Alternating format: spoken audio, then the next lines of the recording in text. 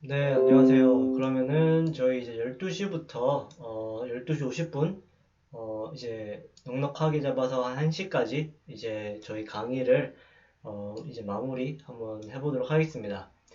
그러면은 저희가 아까 2.3.2절까지 수업을 했었죠? 네, 2.3.2절부터 다시 한번 수업을 이어가 보도록 하겠습니다. 네, 여기에서는 저희가 이제 리스트에 있는 저희가 사칙 연산을 아까 데이터 타입 인티저 숫자형 데이터 타입이랑 문자열 데이터 타입의 그 사칙 연산을 한번 해봤었죠. 리스트도 마찬가지로 그런 사칙 연산이 가능합니다. 리스트 간에 그런 사칙 연산이 가능합니다. 그래서 먼저 A라는 변수에 1, 2, 3이라는 리스트를 정의해 볼 거고요.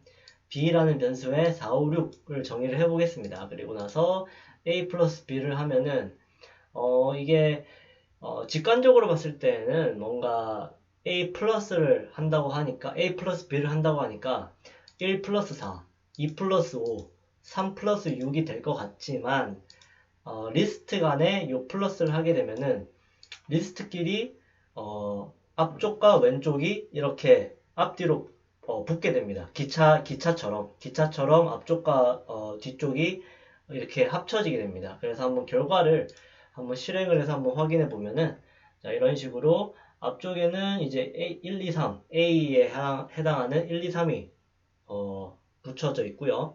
뒤쪽에는 B에 해당하는 4, 5, 6이 이렇게 붙여져서 나옵니다. 자, 마찬가지로 이제 A라는 변수에 1, 2, 3 리스트를 저장하고 B라는 변수에 hello world를 저장을 해보면은 자, A 플러스 B를 하면은 1, 2, 3 플러스 뒤쪽에 hello world가 나오고요. 곱셈을 하게 되면은 얘가 두 번, 곱셈도 뭔가 직관적으로 생각하면은 이제 1 곱하기 2, 2 곱하기 2, 3 곱하기 2 이렇게 해서 2, 4, 6이 나올 것 같지만 리스트에 곱셈을 하게 되면은 이 리스트를 그대로 이제 두 번 복사하겠다라는 겁니다. 그래서 1, 2, 3, 1, 2, 3이 나오는 거죠. 만약에 제가 아까 말씀드린 이렇게 원소 간의 연산을 하고 싶다. 즉 1 플러스 4, 2 플러스 5, 3 플러스 6 또는 이제 1 플러스 2, 1 곱하기 2, 2 곱하기 2, 3 곱하기 2 이렇게 원소 간의 각각의 연산을 하고 싶다라고 하시면은 이런 경우 얘를 이제 행렬 연산을 해야 되거든요. 그런 경우에는 이제 행렬 연산 또는 벡터 연산 간의 연산을 지원하는 numpy라는 이제 패키지가 따로 있습니다. 자, 패키지에 대한 설명은 제가 좀 더 뒤에 가서 할 텐데요. 결론부터 말씀드리면은 이 numpy라는 패키지를 불러와서 이제 연산을 하게 되면은 저희가 아까 말씀드린 그 원소 간의 연산이 가능해진다 라고 봐주시면 되겠습니다. 그래서 지금 얘 같은 경우는 이 1, 2, 3이라는 리스트를 numpy에서 제공하는 array라는 얘도 하나의 자료 구조라고 봐주시면 되거든요. array라는 구조에 저장을 한 후에 이 상태에서 곱하기 2를 하니까 원소 간의 연산이 진행이 되었죠. 그래서 이런 식으로 이런 게 존재한다라는 정도만 알아주시면 되겠습니다. 그리고 저희가 지금 사칙 연산을 뭐 문자열간 또는 이제 정수 실수간 또는 리스트 간에 그런 사칙 연산을 해봤는데 기본적으로 같은 이제 데이터 타입 또는 자료 구조끼리만 그런 사칙 연산이 가능합니다. 그래서 예를 들어서 지금 A라는 요 A 인덱스 제로라는 곳에는 1이라는 숫자 데이터 인트가 저장되어 있고요. B 인덱스 1이라는 곳에는 이제 스트링이 들어가 있죠. int 대 스트링과는 서로 다른 데이터 타입이죠. 이런 경우에는 사칙 연산이 지원이 되지가 않습니다. 네, 네. 서로 지원이 안 됩니다. 그래서 보통 이제 어떤 경우가 있냐면은 이렇게 데이터들 보다가 뭐 2 플러스 3 이거 했는데 이제 안 돼서 이제 당황하시는 경우가 있거든요. 그런데 보시면은 이게 사람이 봤을 때는 둘 다 2, 3 숫자긴 하지만 지금 이제 파이썬은 어떻게 인식하냐면은 이 왼쪽은 이제 인티저 오른쪽은 스트링 문자열로 인식하기 때문에 이 두 개 간의 연산이 지원이 되지 않는 거죠. 그래서 만약에 이 다운표를 없어주면은 이제 얘는 인티저로 보기 때문에 정수 연산이 가능하게 됩니다. 자, 저희가 이제 리스트에 있는 다양한 기능들을 한번 알아볼 텐데요. 리스트를 먼저 다시 하나 만들어주고, 요 리스트 안에 있는 요 원소에 뭔가 새로운 원소를 더 추가하고 싶다라고 하시면은 append라는 함수를 쓰시면 됩니다. 그러면은 이제 append라는 거는 리스트라는 요 자료 구조에서 제공하는 고유 기능이거든요. 그래서 요런 고유 기능들을 저희가 메서드라고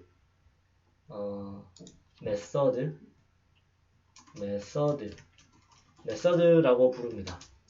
그래서 요 메서드를 사용을 하게 되면은 이제 새로운 원소를 추가하는 거죠. 추가하는데 이제 뒤쪽에다가 추가를 하게 됩니다. 그래서 숫자 5를 더 추가하고 싶다라는 의미로 append를 쓰면은 이렇게 뒤쪽에 숫자 5가 더 추가되고요. 만약에 원하는 위치에 내가 삽입을 하고 싶다. 그러면은 이제 insert라는 메서드를 쓰시면 됩니다. 그래서 첫 번째 위치에 저희가 삽입하고자 하는 그 인덱스 번호를 써주면 되고요. 그리고 두 번째 위치에는 그 삽입하고자 하는 원소를 써주시면 됩니다. 그래서 얘는 첫 번째 위치, 그러니까 여기죠. 0번째, 첫 번째 위치에 end를 넣겠다. 그러면은 1, 3, 4, 5는 뒤로 한 칸씩 이제 밀려나겠죠. 네, 이런 식으로 결과가 나오는 것을 확인할 수가 있습니다.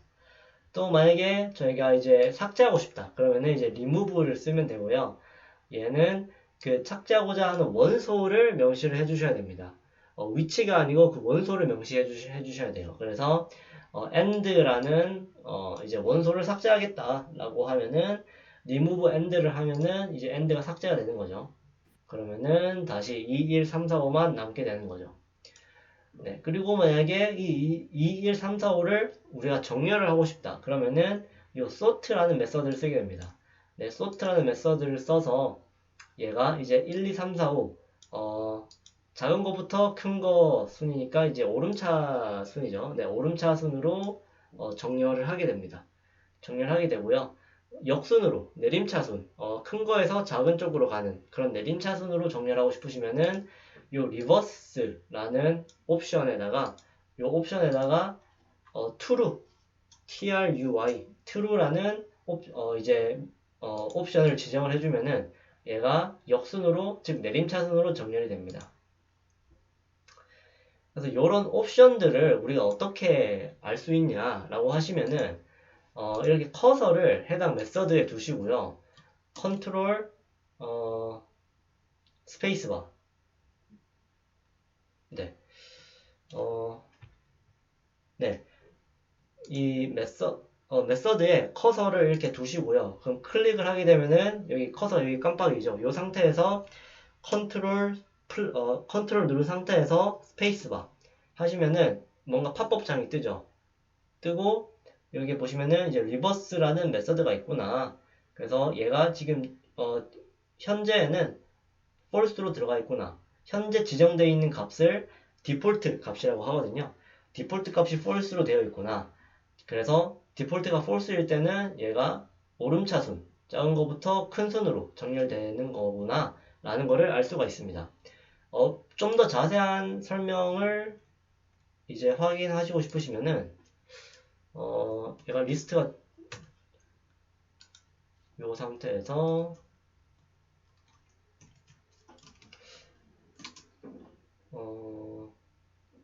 이게 되려나 모르겠네요.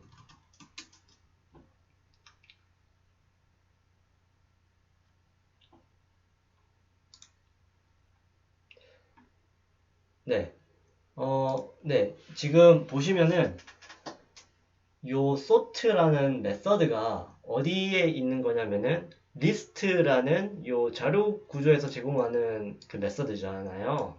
그래서 그 자료 구조와 메서드를 쓸 때는 요 점을 써서 쓴다고 했죠. 점 그리고 sort라고 한 다음에 이 친구에 대한 자세한 설명을 보고 싶다라고 하시면은 앞쪽에 요 물음표를 써서 얘를 실행을 하시면은 지금 상단에 저는 지금 얘가 상단에 나오는데 이거는 콜앱 설정마다 좀 다를 수가 있어요. 어떤 분들은 그냥 오른쪽에 하나 창이 따로 따로 뜰 수가 있고요.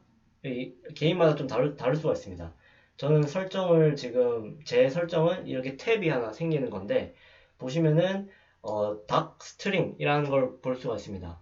얘는 해당 함수에 대한 설명을 보여주는 이제 설명서라고 봐주시면 되는데요. 보시면은 이제 sort 정렬해 주는데 in place로 정렬해 준다 라는 것을 볼 수가 있죠.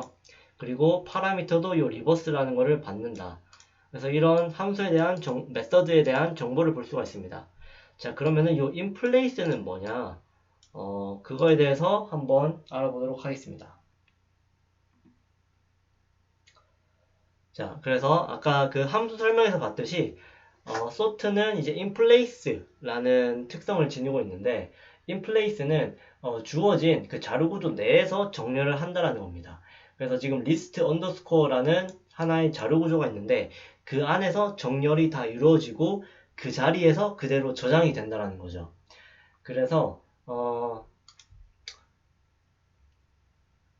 네, 지금 sort를 쓰게 되면은 원래 있는 지금 54321이라는 값이 있고 그 다음에 sort를 실행했을 때에는 아무것도 이제 출력이 안 됩니다. 왜냐하면은 이 list underscore라는 그 자료 구조 내에서 정렬이 이루어지고 그 자리에서 저장이 되기 때문에. 그리고 나서 얘를 다시 한 번 더 출력해 보면은 1, 2, 3, 4, 5로 정렬된 것을 알 수가 있죠. 오름차순으로. 원래는 내림차순이었다가 오름차순 정렬로 바뀐 것을 볼 수가 있습니다. 근데 만약에 또 그 정렬하는 함수 중에 sorted라는 게 있거든요. 얘를 쓰게 되면은 얘도 마찬가지로 정렬을 해준 함수입니다. 근데 뭐가 다르냐면은 얘는 in place가 아닙니다. 그래서 결과를 보면은 원래 지금 list underscore에는 1, 2, 3, 4, 5가 저장돼 있죠. 앞서 실행한 셀의 결과로 인해서 1, 2, 3, 4, 5가 저장돼 있는데 네, sorted라는 함수를 쓰고 reverse to를 하게 되면은 얘가 이제 내림차순 정렬이 되거든요. 내림차순으로 정렬을 하고 그 정렬했을 때의 결과를 그냥 보여주기만 하는 함수입니다. 얘는 sorted는 in place가 아니기 때문에 정렬한 거를 보여주기만 하고 원본 값은 그대로 보존을 하게 됩니다. 그래서 함수 실행 후에 다시 한번 그 값을 확인해 보니까 함수 실행 전 원래 값이랑 함수 실행 후 값이랑 똑같죠. 왜냐하면은 in place가 안 이루어졌기 때문이죠. 반면에 sort, 네, 그냥 sort 메서드를 쓰면은 원래 값이랑 함수 실행 후 값이랑 달라집니다. 왜냐하면은 그 변수 내에서 이제 in place 정렬이 일어났기 때문에 이렇게 되는 거죠. 그래서 이런 특성이 이제 있습니다. 네, 그 다음에는 저희가 이제 딕셔너리, 또 다른 자료 구조인 빈번하게 쓰이는 자료 구조죠. 딕셔너리에 대해서 알아볼 텐데, 딕셔너리는 이제 키 값과 밸류 값으로 이루어진 자료 구조가 되겠습니다. 그래서 이제 요즘은 책으로 된 사전 많이 안 쓰지만 옛날에 이제 종이로 된 사전 보면은 그 이제 사전 이제 세로로 이제 보면은 여기에 뭐 A 단어가 시작하는 위치, B 단어가 시작하는 위치 그렇게 인덱싱이 다 돼 있었죠. 그래서 그 위치에서 펴면은 이제 A 단어들, 뭐 B 단어들 이렇게 사전 순으로 돼 있었는데 그러한 인덱스가 이제 키 값이라고 봐주시면 됩니다. 그래서 특정 그 value를 접근할 때 이 키 값을 바탕으로 우리가 접근을 할 수 있게 해주는 그런 자료 구조가 이 딕셔너리 자료 구조다 라고 봐주시면 됩니다. 그래서 이제 딕셔너리를 하나 만들어 볼 텐데요. 딕셔너리는 이 중괄호라고 하고 얘를 영어로는 뭐라고 하냐면은 아까 요 대괄호를 브라켓이라고 했죠. 이 중괄호는 영어로 컬리 브라켓이라고 합니다. 네. 브라켓, 컬리 브라켓. 이렇게 꾸불꾸불 하기 때문에 이게 컬이 들어가 있다라고 해서 컬리 브라켓이라고 하거든요. 그래서 이 컬리 브라켓을 사용을 해서 딕셔너리를 저희가 정의해 줄 수가 있습니다. 그래서 지금 보시면은 이름이라는 키값에 iu라는 value 값을 넣었고요. age라는 키값에 27이라는 정수 value 값을 넣었고요. 인기곡이라는 키값에는 하나의 리스트 값을 넣었죠. 리스트 값을 넣어서 이렇게 딕셔너리를 만들었습니다. 그래서 딕셔너리를 한번 확인해 보면은 네, 이렇게 저장이 되어 있는 것을 확인할 수가 있고요. 이 밸류 값에 접근하기 위해서는 이 키 값을 사용한다라고 했죠. 그래서 dic 대괄호 요 인덱싱 할 때 쓰는 그 기호죠. 브라켓 이름을 하게 되면은 이름에 해당하는 밸류 값인 요 iu가 나오게 되는 거죠. 영문자로 된.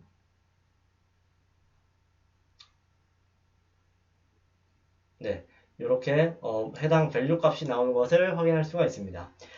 만약에 이 딕셔너리에 있는 모든 키 값들만 보고 싶거나 또는 딕셔너리에 저장된 모든 밸류 값들만 따로따로 추출해서 보고 싶으시면은 요 keys라는 메서드랑 요 values라는 메서드를 사용해 주시면 됩니다. 그래서 지금 키들만 뽑혀서 이름, age, 인기곡 네, 이름, age, 인기곡이 나오고요. values만 뽑혀서 IU 27 그리고 요 리스트 요 밸류 값들만 이제 나오는 것을 확인할 수가 있습니다. 네. 그리고 여기까지가 이제 간단한 딕셔너리에 대한 소개고요. 딕셔너리는 이제 판다스를 다룰 때 판다스 내에도 또 판다스 이제 리스트나 딕셔너리는 파이썬 내부적으로 자체적으로 제공하는 자료 구조고요. 판다스에서 제공하는 또 자료 구조가 따로 있습니다. 판다스라는 패키지를 저희가 좀 이따가 배울 건데 크게 이제 시리즈라는 자료 구조랑 데이터 프레임이라는 자료 구조가 있는데요. 시리즈나 데이터 프레임을 만들 때 이 딕셔너리를 사용을 하게 됩니다. 그래서 초반에 먼저 제가 간단하게 소개를 드린 거고요. 네, 그 다음 이제 2.6절에서는 저희가 이제 함수 만드는 거를 한번 간단하게 확인해 볼 텐데요. 저희가 함수를 이제 사용자가 임의로 원하는 함수를 이제 원하는 기능에 맞춰서 만들 수가 있습니다. 그래서 이런 것들을 사용자 정의 함수라고 하는데요. 얘를 이제 사용자 정의 함수 또는 이제 user defined function 그래서 얘를 이제 UDF라고도 이제 부르기도 합니다. 이 사용자 정의 함수는 이제 def라는 요 기능을 써서 함수를 만들 수가 있는데요. def라는 기능을 쓰고 저희가 이제 사용하고자 하는 함수명 그리고 해당 함수가 받는 이제 옵션 값들, 입력 값들을 이렇게 명시를 해주시고 콜론을 이제 찍어주신 다음에 이 입력받은 요 A 값과 B 값으로 이 함수는 무엇을 할 것인지를 요 안쪽에다가 이제 설명을 해주시면 됩니다. 그래서 지금 얘 같은 경우는 이제 add라는 함수는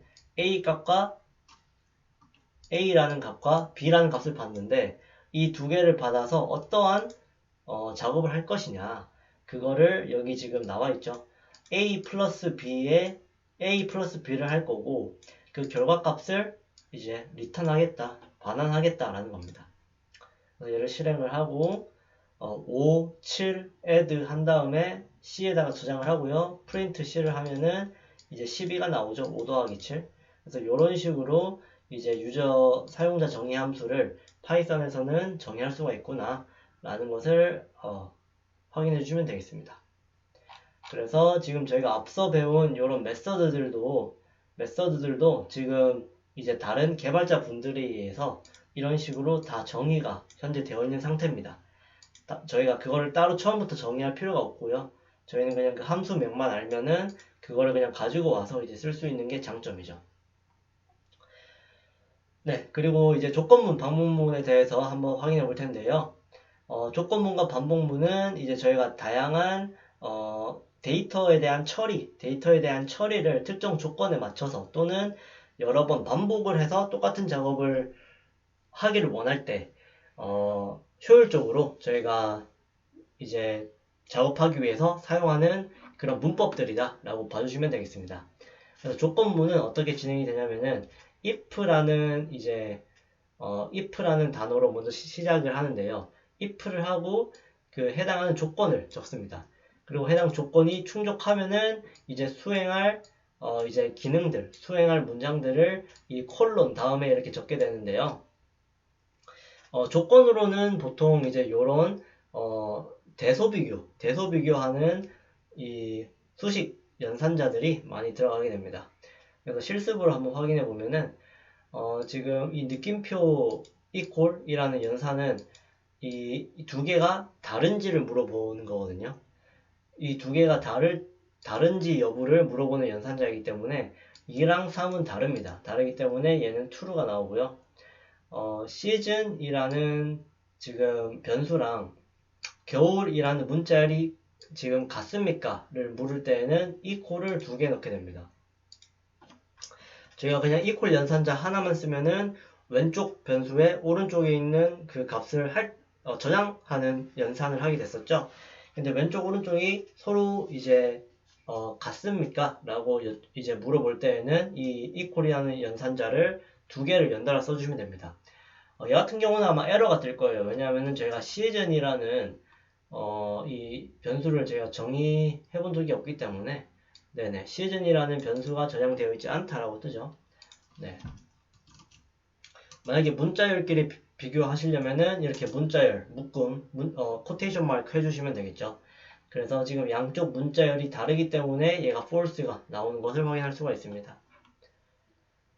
네, 그래서 저희가 지금 앞서 배운 것들을 지금 if문으로 한번 써서 실습을 해보면은 season이라는 변수에 이 여름이라는 문자를 저장하고요. 지금 이 season 안에 있는 값이 겨울과 이제 같습니까?를 이제 물어보는 거죠. 같으면은 이제 print 요 문장을 실행하게 되는 거예요. else는 이 조건이 충족되지 않았을 때를 뜻합니다. 즉, 이 조건이 충족되지 않았을 때에는 이 문장을 실행을 해라 라는 이제 문법이 됩니다. 그래서 얘는 최종적으로 지금 시즌에 여름이 지정돼 있죠. 그래서 여름이랑 겨울은 다르니까 얘는 false가 나오겠죠. 이렇게 false니까 얘는 그냥 실행 안 하고요. 그냥 넘어가는 거죠. else로 넘어갑니다.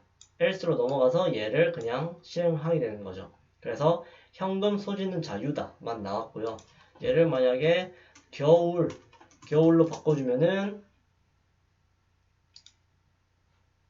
네, 겨울로 바꿔주고 실행을 해보면은 여기가 이제 true가 나오죠.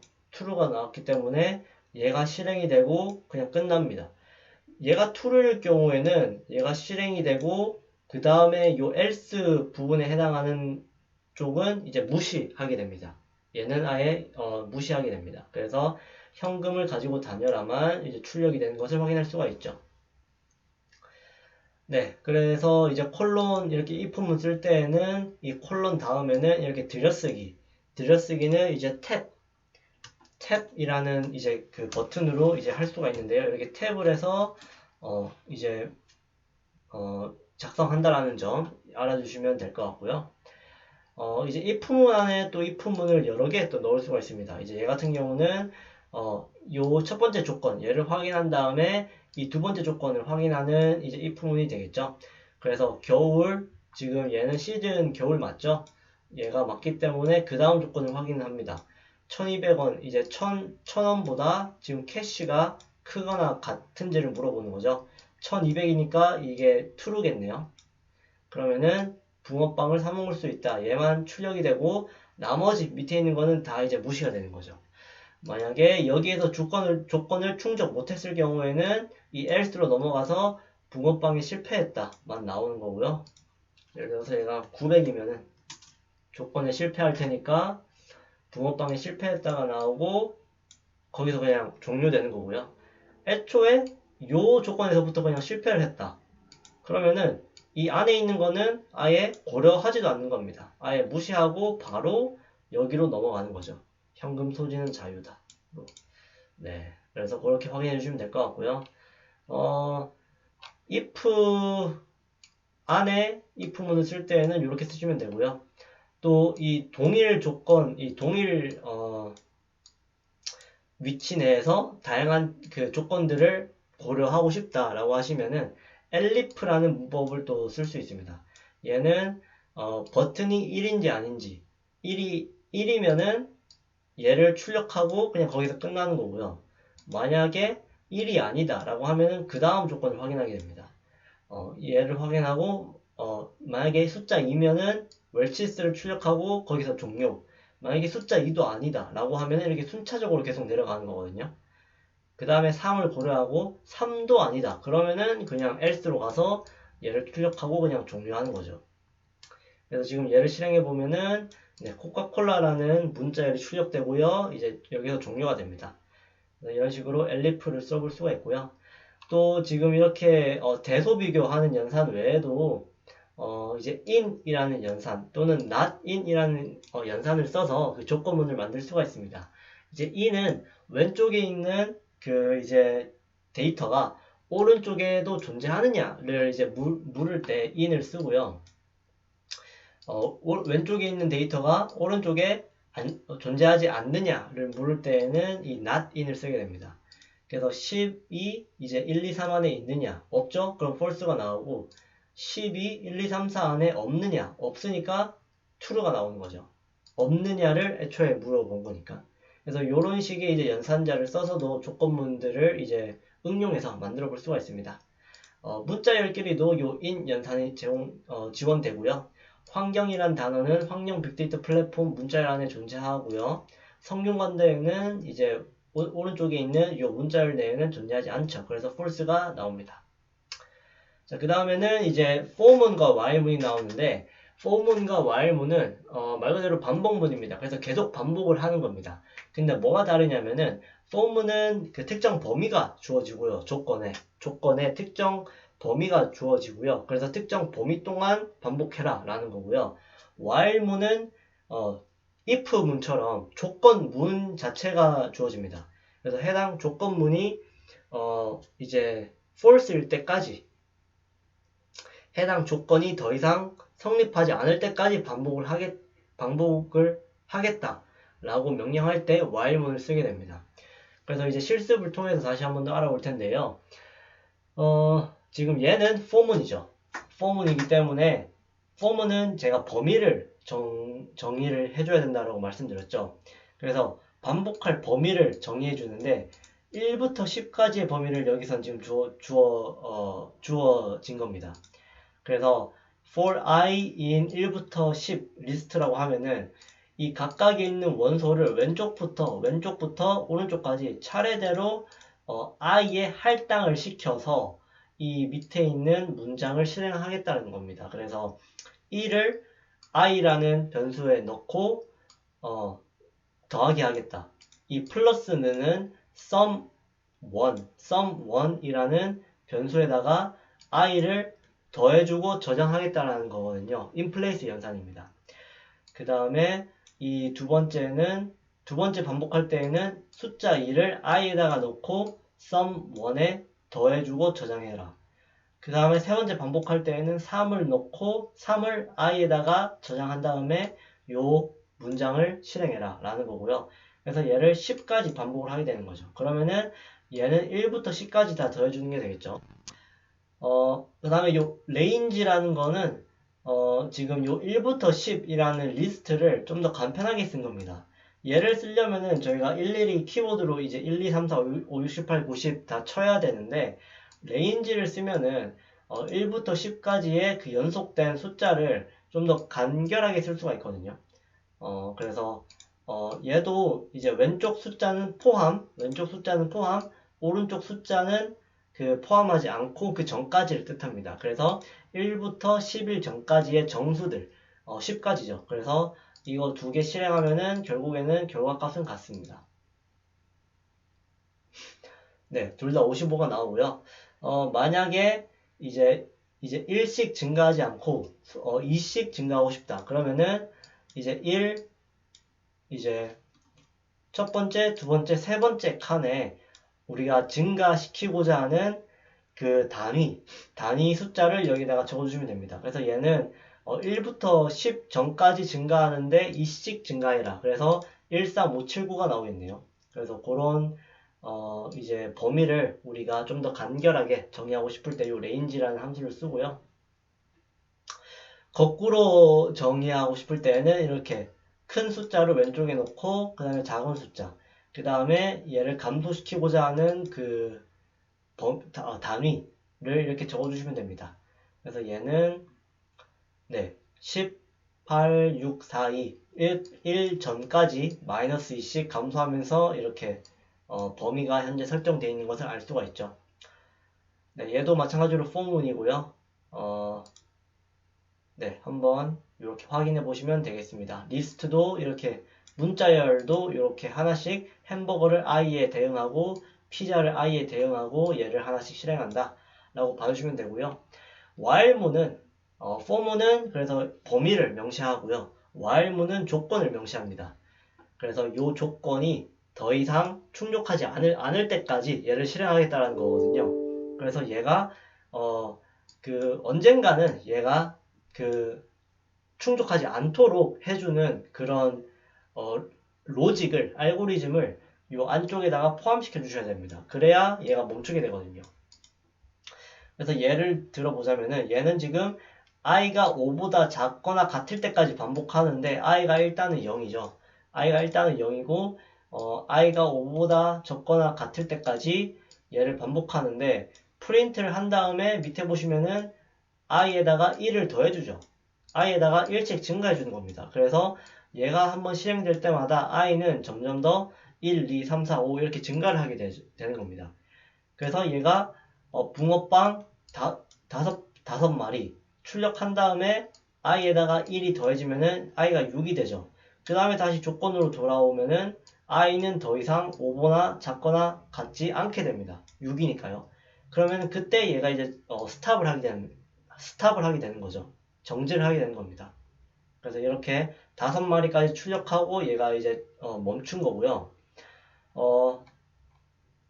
이렇게 중간에 이 조건을 벗어나게 해주는 그런 하나의 로직을 넣어 주셔도 되고, 아니면은 강제로 특정 조건에 부합하면은 이제 브레이크라는 이제 명령어를 써서 멈추게 하게끔도 만들 수가 있습니다.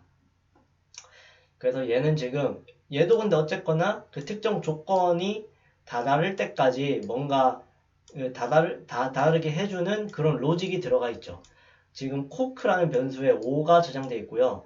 지금 브레이크는 언제 일어나냐면은 if 코크가 0이 되었을 때 콜라가 다 떨어졌습니다를 출력하고 이제 멈추게 되는데, 그러면은 코크를 얘가 이제 0에 다다르게 해주는 그런 로직이 있어야 될 거잖아요. 그런 로직을 여기 보시면은 코크를 이 매번 반복할 때마다 여기에 1씩 빼주겠다. 그래서 얘가 5, 4, 3, 2, 1 그러면 0에 도달하겠죠. 0에 도달하는 순간 얘가 이제 멈추게 되는 그런 이제 로직이 되겠습니다. 네. 만약에 이러한 뭐 브레이크도 없고 또는 이러한 탈출하게 해주는 이런 그 문장도 없다. 그래서 이 조건이 항상 true다 라고 하시면은 얘는 그냥 계속 반복이 됩니다. 네, 얘가 계속 반복이 되기 때문에 지금 여기서 실행을 하게 되면은 얘가 이제 좀 혹시나 멈출까봐 제가 실행은 여기서 지금 안 할 예정입니다. 근데 혹시나 이제 개인적으로 실습하실 때 한번 실행해 보시면은 이 하이가 계속 그냥 출력해서 나올 겁니다. 계속 출력해서 나오기 때문에 그때 멈추시려면은 얘가 이제 계속 이제 실행 중입니다 라는 표시로 이 원이 계속 이제 돌아가고 있을 거거든요. 그러면은 걔를 강제 멈춤하시려면은 그 원을 한 번 더 눌러주시면은 얘가 강제 멈춤이 될 겁니다. 네, 그렇게 알아주시면 될 것 같고요. 자, 그 다음에 저희가 이제 판다스 어떻게 보면 데이터 처리하고 분석하는데 가장 기본이 되는 라이브러리죠. 패키지 판다스를 이제 알아볼 텐데 판다스 들어가기 앞서서 먼저 이 패키지 또는 이 모듈이라고 하는 게 어떤 의미인지 한번 알아보도록 하겠습니다. 그래서 이제 이 모듈이라는 거는 함수나 또는 그 외의 것들을 모아놓은 파이썬 파일입니다. 그래서 만약에 저희가 매번 필요한 함수들, 예를 들어서 아까 그 솔트라는 거 있죠? 솔트가 그 정렬할 때 쓰는 거였잖아요. 그 정렬 함수를 정렬할 때마다 우리가 새로 이제 솔트라는 함수를 만들어서 사용을 하게 된다면은 정말 비효율적이겠죠. 그래서 이제 개발자 분들이 그렇게 빈번히 사용하는 이제 함수들을 이제 묶어서 이제 배포해둔 게 이런 모듈 패키지라고 봐주시면 됩니다. 그래서 이렇게 누군가 만들어 놓은 이런 패키지들을 사용을 해서 그거를 그냥 불러와서 거기에 있는 함수를 그냥 사용함으로써 이제 효율적으로 저희가 처음부터 다 짜지 않고 코드를 효율적으로 이제 데이터 분석이나 뭐 개발을 이제 할 수가 있는 거죠. 그래서 이 패키지를 불러올 때에는 이제 import라는 명령어를 써서 불러오게 되는데요. 얘는 지금 랜덤이라는 모듈을 불러오는 명령어가 되겠습니다. 그래서 import 랜덤을 불러오고 이 패키지 안에 있는 메서드 함수들을 쓸 때에는 이 점을 찍고 해당 함수 이름을 명시해 주시면 되거든요. 그래서 얘는 지금 랜덤이라는 패키지 안에 있는 지금 공교롭게도 랜덤이라는 함수가 또 존재합니다. 그래서 랜덤이라는 패키지 안에 있는 랜덤이라는 함수를 사용하겠다라는 거고요. 밑에 있는 거는 랜덤이라는 패키지 안에 있는 랜드레인지라는 함수를 쓰겠다라는 거고요. 마지막으로 얘는 랜덤이라는 패키지 안에 있는 choice라는 함수를 사용하겠다라는 겁니다. 그래서 얘를 다 한번 실행을 해서 한번 확인해 보겠습니다. 그리고 또 이제 얘가 어떤 기능을 하는 거냐가 궁금하시면은 아까 저희가 배웠었죠. 요 물음표를 써서 물음표 다음에 해당 함수. 근데 해당 함수가 존재하는 패키지 요 위치부터 다 적어 주셔야 됩니다. 그래서 이 랜덤 패키지 안에 있는 랜덤 함수는 무엇을 하는 건가요? 물음표 해서 이렇게 실행을 해보면은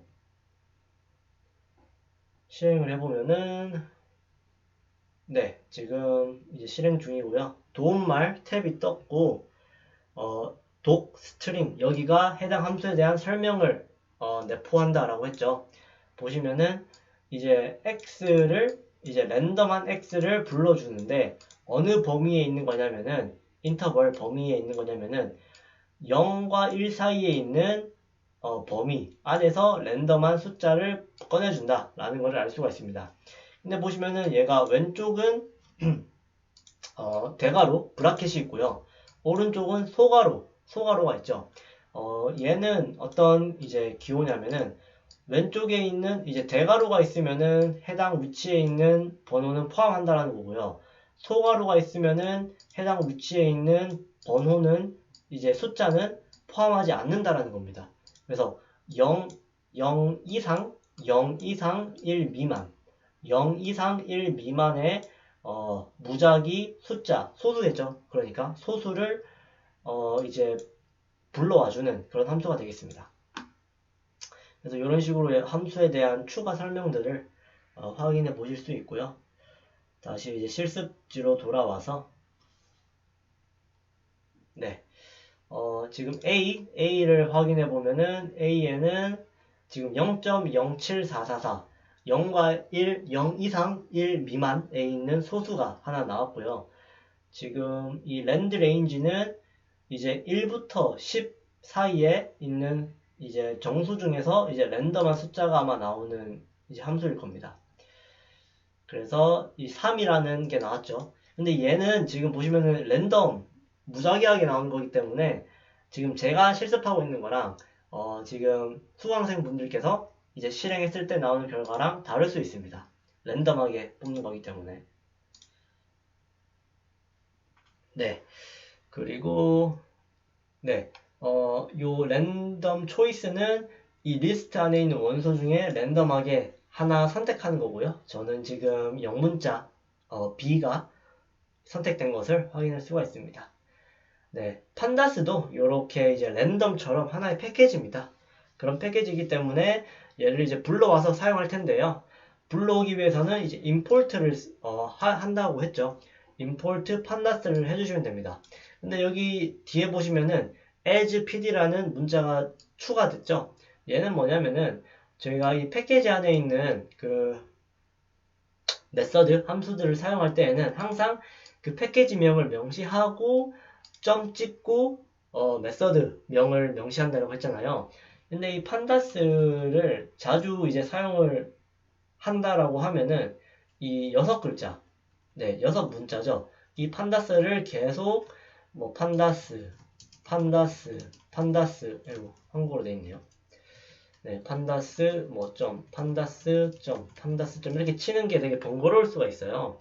그래서 이거를 간결하게 해주기 위해서 판다스를 불러오긴 할 건데 우리는 요 환경에서 얘를 PD라고 줄여서 부르겠다라는 의미가 됩니다. as PD. 그래서 얘를 실행하고 나서부터는 이제 판다스를 불러올 때 PD. 뭐뭐뭐뭐 PD. 뭐뭐뭐 이렇게 저희가 접근할 수가 있는 거죠. 그래서 얘는 뭐 PD라고 해주셔도 되고 아니면은 뭐 그냥 P라고 해주셔도 되고 아니면은 뭐 PN, 뭐 PND 이렇게 해주셔도 되고요. 이제 본인이 원하는 거 아무런 문자나 다 가능합니다. 그런데 왜 PD를 쓰냐면은 이런 거를 이제 네이밍 컨벤션이라고 하거든요. 컨벤션, 네이밍 컨벤션. 저희가 이제 뭐 데이터 분석이나 뭐 개발, 뭐 공모전 같은데 팀으로 나가실 때 이제 노트북 같은 거 이제 팀원들이랑 이제 공유하면서 많이 쓰게 되는데 그런 경우에 일반적으로 이제 사용하는 이런 약어들을 통일을 해야 나의 팀원이 내 코드를 봤을 때 더 쉽고 빠르게 코드 이해가 가능하겠죠. 만약에 나는 이 판다스를 PND로 줄여서 쓰고 내 팀원은 판다스를 뭐 PAS라고 줄여서 쓰면은 서로 이제 코드 뭐 확인할 때나 또는 나중에 코드를 합칠 때 이제 약어가 다르다 보니까 에러가 발생해서 그런 것들도 일일이 다시 맞춰줘야 되는 작업들이 필요하겠죠. 그래서 일반적으로 대중적으로 통용돼서 사용하는 이런 약어들을 많이 사용하게 되는데 그런 것들을 이제 일반적인 이름 정하는 규칙 네이밍 컨벤션이라고 하고요. 판다스 같은 경우는 PD로 줄여서 쓰는 게 일반적으로 이제 통용되는 그런 컨벤션이 되겠습니다. 네, 그래서 판다스에 대한 설명이고요. 판다스에서는 이제 자료 구조가 크게 두 가지, 아주 중요한 자료 구조가 제공되는데 시리즈랑 데이터 프레임입니다. 시리즈는 하나의 열이다 라고 봐주시면 됩니다. 행렬할 때 그 열입니다. 그래서 얘는 이제 1차원의 배열의 형태를 가지고 있고요. 이런 식으로 하나의 열 형태로 나오고 이제 요 시리즈 안에는 다양한 요소들이 있는데 첫 번째로 요 인덱스라는 요소가 있고요. 그 다음에 인덱스에 해당하는 이 value 값들이 존재하고요. 그 다음에 해당 열의 이름, 네임이 이렇게 존재합니다. 자, 인덱스에 해당하는 value. 저희가 앞서 배웠던 자료 구조랑 되게 비슷하죠. 뭐냐면은 딕셔너리가 저희가 키가 있고 키에 해당하는 value가 있었습니다. 마찬가지로 시리즈도 인덱스가 있고 인덱스에 해당하는 value가 있습니다. 그래서 두 개 딕셔너리랑 시리즈랑 되게 유사한 점이 많기 때문에 우리가 시리즈를 만들 때에는 기본적으로 딕셔너리에서부터 시작을 하게 됩니다. 그래서 이런 식으로 딕셔너리를 하나 만들고요. English, Math, Science 딕셔너리를 하나 만들고 얘를 score라는 변수에 저장하고요. 얘는 아직까지 딕셔너리죠. 근데 얘를 시리즈로 바꾸고 싶다라고 하시면은 얘를 pd.series라는 함수를 써서 이 score라는 딕셔너리를 시리즈로 바꿀 수가 있습니다. 자, 그러면은 여기에서는 얘가 지금 딕셔너리로 되어 있는데 밑에는 얘가 시리즈로 바뀌었고 출력되는 형태 또한 달라지는 것을 확인할 수가 있죠. 네, 이런 식으로 이제 시리즈로 바뀐 것을 확인할 수가 있습니다. 왼쪽에 있는 게 인덱스, 오른쪽에 있는 게 value고요. 가장 아래쪽에 있는 이거는 뭐냐면은 데이터 타입. D타입은 데이터 타입의 약자입니다. 그래서 데이터 타입이 현재 정수. 이 데이터 타입은 요 value 값들의 데이터 타입을 뜻하고요. 얘가 정수로 들어가 있구나. int, 뒤에 있는 64는 얘가 이제 64비트로 저장되어 있다. 라는 것을 의미합니다. 그래서 요 시리즈에 있는 인덱스만 뽑고 싶으시면은 요 인덱스만 이제 실행해 주시면 되고요. value들만 뽑고 싶으시면은 얘를 values라는 이 명령어만 써주시면 됩니다. 그래서 한 가지 주의할 게 뭐냐면은 얘는 이제 소괄호가 있는 게 아니고요. 소괄호가 없습니다. 네, 이거를 주의해 주셔야 됩니다. 그래서 이렇게 점 찍고 점 뒤에 이제 이름 하고 이제 소괄호가 있는 경우는 얘는 이제 메서드라고 이제 부르고요. 그 다음에 점 뒤에 이름만 있는 경우, 그래서 인덱스랑 values처럼 점 뒤에 이름만 있는 경우 얘는 attribute라고 부릅니다. 저희가 속성이라고 하거든요. 그래서 요거를 잘 구분해서 이 얘를 써주셔야 이제 에러 없이 정상적으로 얘가 이제 실행이 된다라는 것을 알아주시면 되겠습니다. 자, 그 다음에 이 데이터 프레임을 알아보겠는데요. 데이터 프레임은 이제 2차원 배열. 저희가 이제 엑셀에서 이제 엑셀이 이렇게 2차원 배열로 되어 있잖아요. 행과 열로 구성된. 그래서 아마 가장 친숙한 형태의 자료 구조이지 않을까 생각이 됩니다. 그래서 이렇게 행과 열, 행이 여러 개 있고 열도 여러 개 있는 이런 행과 열의 형태로 되어 있는 게 데이터 프레임이고요. 실습하면서 바로 같이 알아보도록 하겠습니다. 그래서 얘도 마찬가지로 딕셔너리로 이제 시작을 하는데, 딕셔너리를 만들 때 키 값이 요 열의 이름에 해당이 되고요. 해당 키에 해당하는 요 밸류 값들이 이때 리스트로 줘야 됩니다. 행을 여러 개 만들기 위해서. 요 밸류 값들이 이제 행으로 들어갑니다. 해당 열에 대응하는 원소. 그래서 A0는 1, 2, 3이 있고요. A1은 4, 5, 6이 있고, A2는 7, 8, 9가 있고, 이런 식으로 이제 데이터 프레임을 하나 만들 수가 있는 거죠. 이제 이렇게 딕셔너리로도 만들 수가 있고, 또는 중첩 리스트를 사용을 해서 딕셔너리, 데이터 프레임을 또 정의할 수가 있습니다. 얘는 지금 큰 리스트 안에 작은 리스트가 두 개 있는데, 첫 번째 리스트가 15 남자 성균관 중, 두 번째 리스트가 19 여자 성균관 고라는 이제 리스트가 두 개 들어있죠. 그러면은 얘를 이제 하나의 행으로 보게 되는 겁니다. 그래서 얘를 실행을 해보면은 이렇게 이런 식으로 지금 데이터 프레임이 또 형성되어 있는 것을 알 수가 있고요. 만약에 이렇게 지금 행의 이름 또는 열의 이름을 우리가 정의해주고 싶다라고 하시면은 얘는 인덱스고요. 얘는 컬럼즈입니다. 그러니까 무슨 말이냐면은 우리가 데이터 프레임을 정의할 때 이 인덱스라는 옵션에 이 행에 해당하는 그 이름, 컬럼즈라는 옵션에 열에 해당하는 그 이름을 이렇게 리스트 형태로 묶어서 전달해 주시면은 얘를 사용을 해서 행 이름과 열 이름을 얘가 같이 저장을 해서 보여주게 됩니다. 그래서 이런 식으로 행 이름과 열 이름만 또 따로 접근할 수가 있고요. 만약에 이 철수라는 행에 해당하는 요 데이터만 뽑고 싶다라고 하시면은 LOC라는 기능을 쓰시면 됩니다. 그래서 LOC라는 기능을 쓰고 저희가 앞서 그 인덱싱 할 때 계속 썼던 게 그 대괄호를 썼잖아요. 얘도 마찬가지로 요 대괄호를 써서 해당 행에 해당하는 그 행 이름 철수를 이제 입력을 해주시면은 철수에 해당하는 요 데이터 값이 이렇게 나오는 것을 확인할 수가 있습니다.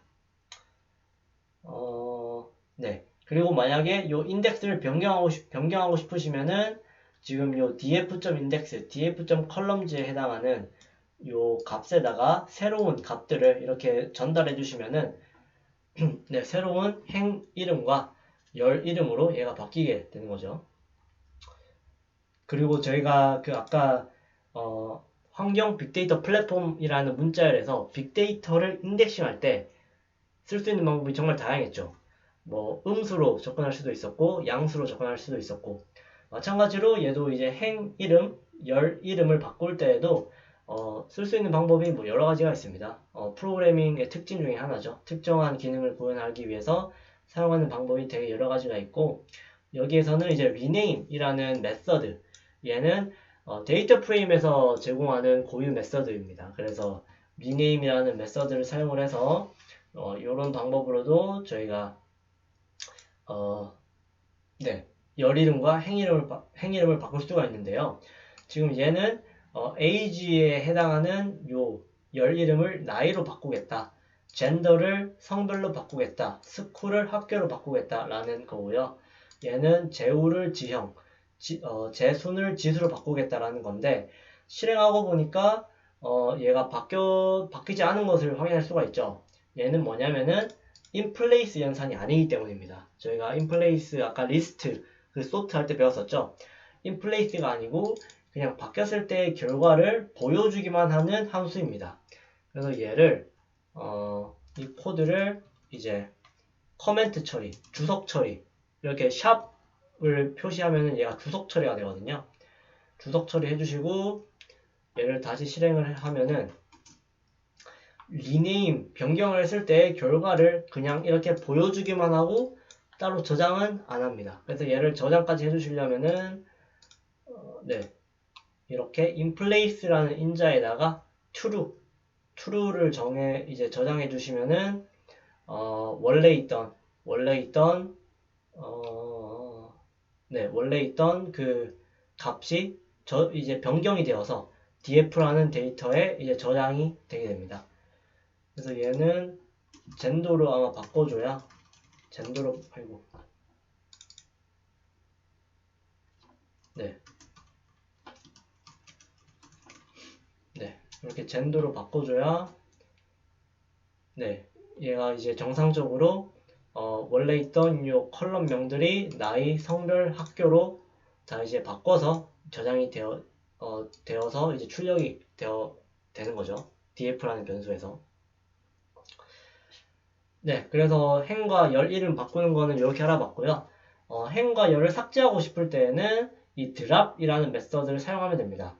근데 우리가 이제 드랍이라는 메서드로 행을 삭제할 때도 쓰고 열을 삭제할 때도 쓰게 되거든요. 그래서 드랍을 쓰되 행을 삭제할 건지 열을 삭제할 건지 명시를 해줘야 됩니다. 사용자가. 그 명시는 이 axis라는 옵션에다가 명시를 해주시면 되는데요. axis가 0이면은 행을 삭제하게 되고요. axis가 1이면은 열을 삭제하게 됩니다. 그래서 이제 얘를 한번 실행을 해보겠습니다. 얘는 이제 그 성적, 이제 과목별 성적을 이제 하나의 데이터 프레임으로 만들어주고요. 이 상태에서 이제 드랍을 써서 도형에 해당하는 지금 행을 삭제하겠다. inplace to로 그러니까 삭제한 다음에 저장하겠다라는 거죠. 그리고 나서 이 출력된 df 값을 보시면은 도형이라는 행이 하나 없어졌죠. 그리고 그 다음에는 이제 중규랑 성진이라는 행도 없애겠다. 중규, 성진까지 없애면은 모든 행들이 없어져서 empty data frame이라고 나오고 컬럼명만 이렇게 수학, 영어, 국어, 체육 나오는 것을 확인할 수가 있습니다. 네, 그 다음 여기 실습에서는 데이터 프레임으로 변환하고 이제 열을 이제 삭제하는 실습인데요. 열을 삭제할 때에는 이제 axis 1을 준다라고 했죠. 그래서 첫 번째는 수학 열을 삭제하고 두 번째는 영어랑 국어를 삭제하는 요 과정을 확인하실 수가 있습니다. 네, 그 다음에는 이제 저희가 지금 행을 뽑을 때 LOC를 통해서 뽑았는데 LOC를 통해서도 뽑을 수가 있고 또는 ILOC라는 또 명령어가 있습니다. ILOC라는 명령어를 통해서도 뽑을 수가 있는데 그 두 가지에 대해서 한번 알아볼 예정입니다. 그래서 가장 먼저 이 코드를 실행을 해주시고요. 지금 이 상태에서 아까 LOC는 저희가 배웠었죠. 만약에 이 상태에서 LOC 도형 행을 뽑고 싶다 라고 하시면은 이 상태에서 도형을 쳐주시면 되고요. 이 상태에서 만약에 도형과 중규 성적 두 개를 모두 뽑고 싶다 라고 하시면은 어떻게 입력을 하면 될 건지 한번 여기에 작성해 주시고 한번 채팅창에까지 공유해 주시면은 네, 감사하겠습니다. 이 상태에서 도형 중규 성적을 동시에 뽑는 거죠.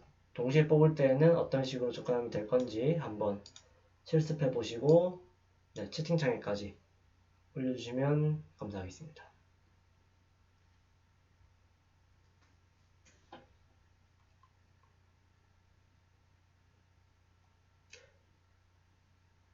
네, 저희가 시간이 지금 얼마 안 남아서 바로 이제 진행을 해보면은 도형과 중규의 성적을 같이 뽑으시려면은 안에다가 괄호를 하나 더 만들어 주고요. 도형, 중규 이거를 둘 다 이제 행을 뽑는 인덱스다 라고 이렇게 묶어 주시는 게 필요합니다. 그리고 나서 얘를 실행을 하면은 네, 이렇게 도형, 중규가 같이 뽑히는 것을 확인할 수가 있고요. 얘는 채팅창에도 제가 따로 한 번 더 공유 드리도록 하겠습니다. 이렇게 되고요. 또 ILOC를 만약에 뽑고 싶으시면은 ILOC는 이제 인덱스 로케이션이라는 거의 약자로 얘가 0, 1, 2 열도 0, 1, 2, 3 이렇게 0번부터 시작해서 인덱스가 하나씩 대응이 되거든요. 그 숫자 인덱스로 이제 접근하는 방법입니다. 그래서 df ILOC 0, 0,1을 하면은 이제 도형 중규에 해당하는 요 행이 그대로 또 이제 접근할 수가 있게 되죠. 그리고 이제 저희가 이제 콜론을 통해서 이제 슬라이싱도 할 수 있는데 ILOC 같은 경우는 저희가 문자열 슬라이싱 하듯이 왼쪽 거는 포함, 오른쪽 숫자는 미포함, 그러니까 오른쪽 숫자 전까지 접근하게 되고요. LOC로 만약에 슬라이싱을 하게 된다. 그러면은 조금 주의하셔야 되는 게 LOC는 오른쪽 것도 포함합니다. 그러니까 왼쪽 포함부터 시작해서 오른쪽 포함까지 보여주게 됩니다. 그래서 얘는 도형, 중규, 성진까지 나오는 거죠. 성진 전까지가 아니고 성진까지 나오게 됩니다. 네, 그 다음에 마찬가지로 그 열을 접근할 때에는 이제 LOC를 안 쓰고 LOC는 그 행을 접근할 때 쓰면 되시고요. 열만 접근할 때에는 이렇게 그냥 대괄호를 써서 바로 접근이 가능합니다. 네, 이렇게 바로 접근이 가능하고요. 그 다음에 이 행과 열을 둘 다 사용을 해서 특정 위치, 이제 X좌표, Y좌표에서 특정 위치 접근하듯이, 특정 그 위치에 존재하는 원소를 저희가 접근하고 싶을 때에는, LOC나 ILOC를 써서 중간에 콤마를 써서 왼쪽은 행좌표, 오른쪽은 열좌표를 명시해 주시면 되고요. LOC를 쓰면은 그 행 이름 또는 열 이름을 통해서 인덱싱을 하게 되고요. ILOC를 쓰게 되면은 그 인덱스 번호 0, 1, 2, 3 그 번호 있죠. 그 번호를 통해서 이렇게 접근을 하게 됩니다. 그래서 얘는 지금 성진의 수학 점수를 접근한 거고요. 그 다음에 밑에 있는 ILOC는 숫자 2니까 아마 성진의 수학, 네, 요 위치를 이제 인덱스 번호로 그대로 또 접근한 게 요 밑에 예시가 되어 있습니다. 네, 그리고 이제 밑에 있는 것들은 이 그 행과 열 접근하는 그 다양한 사례들을 여기 밑에다가 이제 모아둔 거고요. 그리고 네, 그리고 그 행과 열을 좌표를 사용을 해서 해당 원소에 접근을 하고 그 원소에 있는 값을 바꾸는 것까지 그 아래쪽에 이제 실습이 다 코드가 정리가 되어 있습니다. 그래서 이 부분은 또 필요하실 때 한 번 더 확인해 보시면 좋을 것 같고요. 그러면은 저희 이제 오전 수업은 여기까지 진행하는 걸로 하겠습니다. 혹시 질문 있으실까요? 네, 되게 기초적인 내용이라서 아마 모두들 네, 쉽게 이해하셨을 거라고 생각이 됩니다. 그러면 1시부터 이제 2시까지 각자 이제 점심시간 가지시고요. 2시부터 제가 또 이제 구글 미트 링크를 공유해 드리겠습니다. 2시부터는 박준영 연구원님께서 이제 머신러닝 기초부터 시작해서 자연어 텍스트 분류 모델 구축하는 과정을 이제 설명해 주시고 실습을 진행할 예정입니다. 네, 감사합니다.